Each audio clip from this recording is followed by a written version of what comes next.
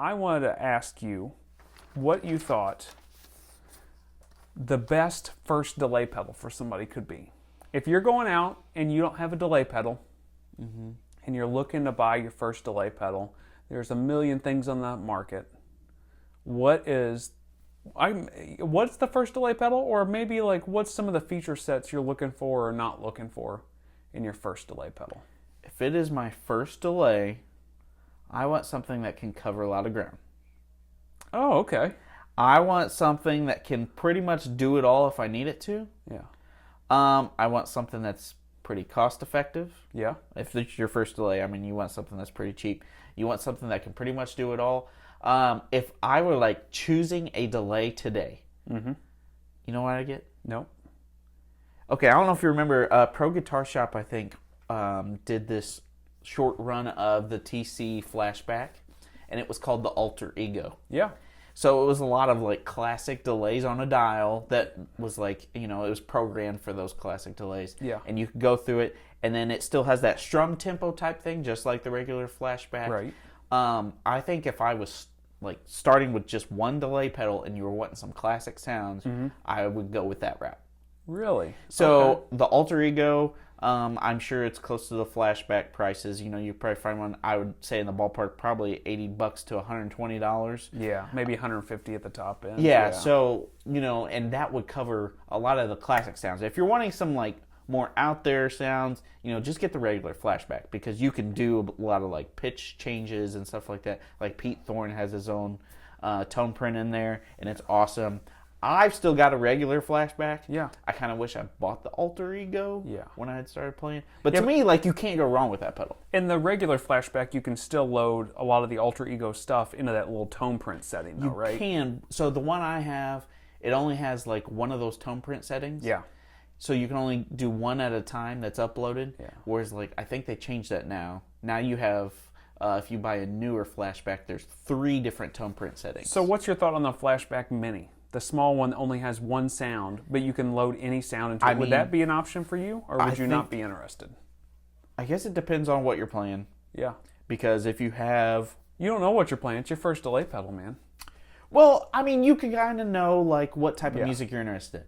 So, I mean, hopefully if you're taking a gig, you know what music you're playing. Yeah, that's so, true. Yeah. I mean... Okay, fair enough. I would say, if you have like one delay sound and that's pretty much it, like let's say you're playing a country gig and you need some slapback. Yeah. You can pretty much just have that little mini. If you're having like multiple delays, like different sounds and everything like that, where you need to set it at different times, let's say you're like an 80s cover band and you need totally different delay sounds, I guess you could have a bunch of little minis. Yeah. Or do the strum tempo thing with that, but it's not gonna really do what you need it to. Yeah. So I would say still that Alter Ego or that flashback. Okay. That's my opinion. I went a completely different route. Okay. So for your first delay pedal, I think you go 2 options. Okay, so you're either a guy that likes really clean delays and like a digital kind of esque delay, or you're a guy that likes nastier kind of analog sounding repeats. So I think first off, you got to look at which one you're going to do. So if you're going to go analog style repeats, I would pull out a carbon copy. And I think a carbon copy would probably be, for a first delay pedal, would be very simple. It's a very basic delay pedal. It'll be simple, that's for sure. But it gets you in the ballpark of where you need to be. 3 knobs and a little mod switch. I think it's not around here right now. It's on another board. But I've got one of those carbon copies from the original run. And it's a great delay pedal. It's just a straight analog, nothing fancy. They've got the minis now you could get. I think the regular one's like $150 brand new, so you could probably find it used for under $100. Okay. And then they've got the deluxe one that's got a tap tempo on the side. I wouldn't fool with that for my first one. The first one I would look at would be the regular carbon copy delay. And I would just have like 2 settings where I'd mark it on the pedal like my slow and my fast settings. And then the other option, if you liked a cleaner delay, I would look at the DD3T. 3T? What's 3T, the T? it's the tap tempo one. Okay.